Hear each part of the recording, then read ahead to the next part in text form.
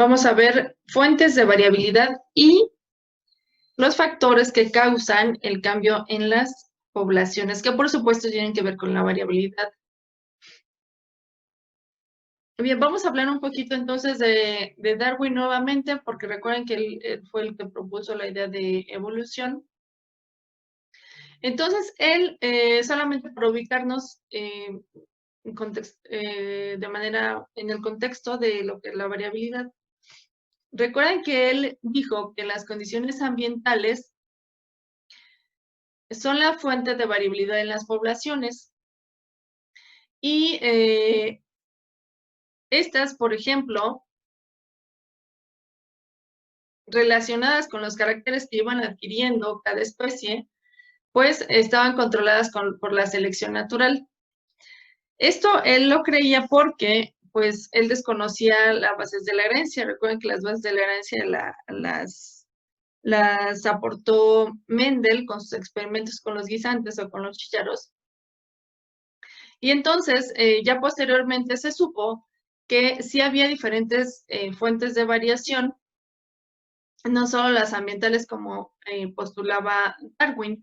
Esto condujo a la formación de una nueva rama de la biología que hoy se conoce como genética de las poblaciones.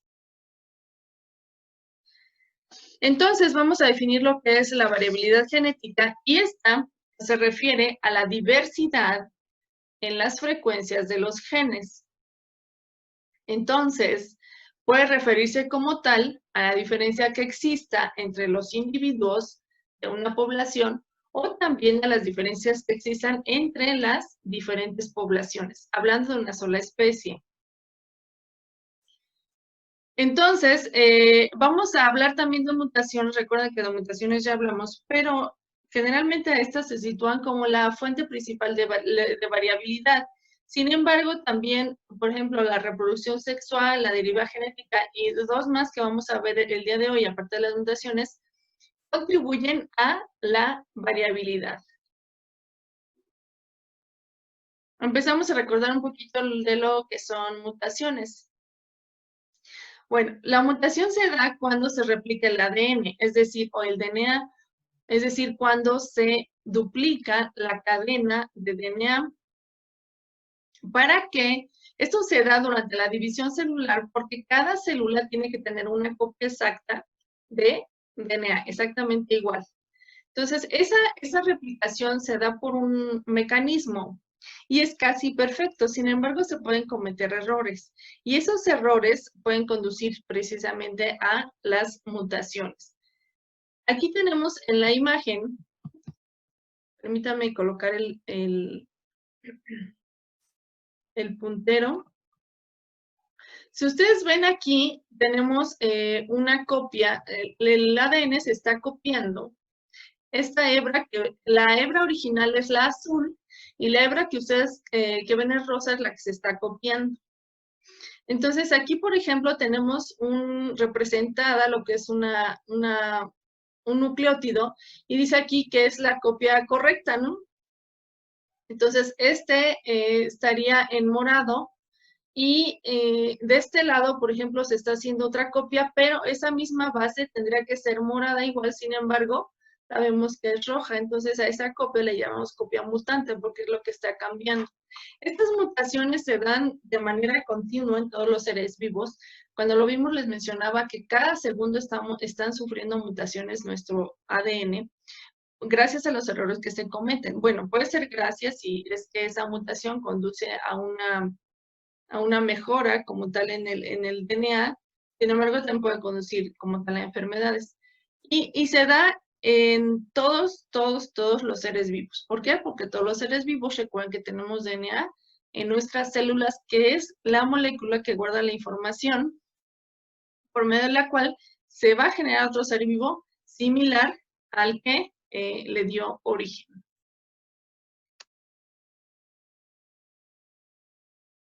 Entonces, estas mutaciones pues van a afectar a la síntesis de proteínas. Recuerden que esto es dirigido precisamente por la secuencia de bases nitrogenadas en cada gen, es decir, por la secuencia de bases nitrogenadas es la secuencia en general de la molécula de DNA que vimos hace un rato. Entonces, pues, al no sintetizarse de manera correcta una proteína, dado que esta es como una cadena continua de aminoácidos, puede conducir a que esa proteína que sea importante para producir cierta característica en un individuo, por ejemplo, no se realice. Entonces, si surge un cambio en el orden o en el número de las bases nitrogenadas que componen el DNA, también puede haber un cambio en la estructura de la proteína que se forme.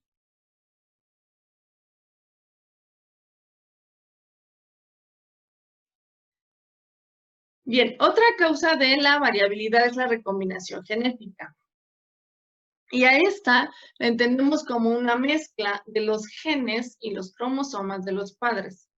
Es decir, se forman nuevos genotipos a partir de los ya existentes.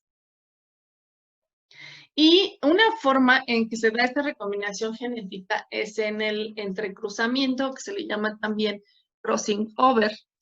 Esto se da durante una fase de la meiosis porque los cromosomas realizan un proceso por medio del cual se intercambia el material genético de un cromosoma homólogo al otro. Lo vamos a ver ahorita con una imagen.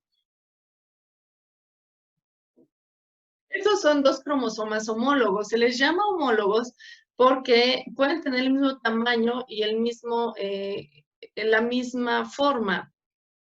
Entonces son homólogos porque uno procede del padre y uno de la madre y ambos tienen ciertas características. Los genes que codifican para las mismas características, es decir, aquí ambos tienen la sección que está en rojo representa un gen y entonces es el gen que codifica para el color de ojos. La sección verde aquí es el segmento del DNA que codifica para para el color de pelo, perdón. El gen que vemos en color azul, esta sección, codifica para la textura del pelo, si tenemos, por ejemplo, para la forma, por ejemplo, del lóbulo de la oreja, o para el color de piel. Entonces, nosotros heredamos un cromosoma del padre y un cromosoma de la madre. A eso se le llama cromosomas homólogos. ¿Qué pasa durante el entrecruzamiento? Ya una vez que están juntos estos cromosomas homólogos, hay una rotura de la unión de las cromátidas y entonces se recombinan de tal manera que un segmento de un cromosoma se pasa al otro y eso es una recombinación.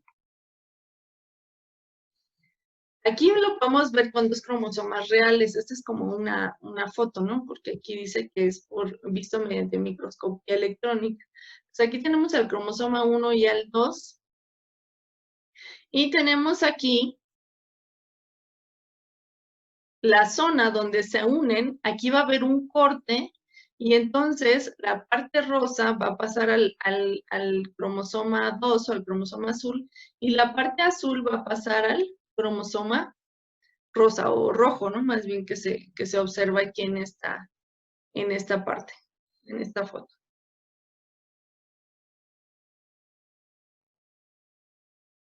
Entonces, ¿qué pasa cuando durante una recombinación? Pues da como resultado una variedad de combinación de caracteres más amplia que puede ayudar finalmente a la supervivencia de las poblaciones por periodos más largos en un medio ambiente cambiante. Por eso es que es una fuente de variabilidad y por eso lo mencionamos, por eso en un inicio mencionamos evolución, porque recuerden que un mecanismo que vimos de evolución es la selección natural, que garantice que ciertas poblaciones puedan sobrevivir ante cambios en el ambiente, es decir, se produce una adaptación y entonces la especie sobrevive porque se da una combinación de ciertos caracteres que les permiten adaptarse y sobrevivir. Y vamos a ver también flujo génico. Bueno, este flujo génico consiste en la diseminación de genes entre individuos de una misma población o entre una población y otra. Estamos hablando de la misma especie, pero supongamos que una población de aves, por ejemplo, vive en un lago y otra población de aves vive en un lago que está, no sé, a 100 metros de distancia. Entonces, es la misma especie, pero hay dos diferentes poblaciones. Entonces, llamamos flujo génico a la diseminación de los genes entre los individuos. ¿Cómo se puede dar en este ejemplo que vimos? Bueno, pues porque las aves se trasladan de una población a la otra, es decir, de un lago a otro. Y en ese traslado puede haber cruzas, puede haber combinación cruzas y entonces los genes se combinan.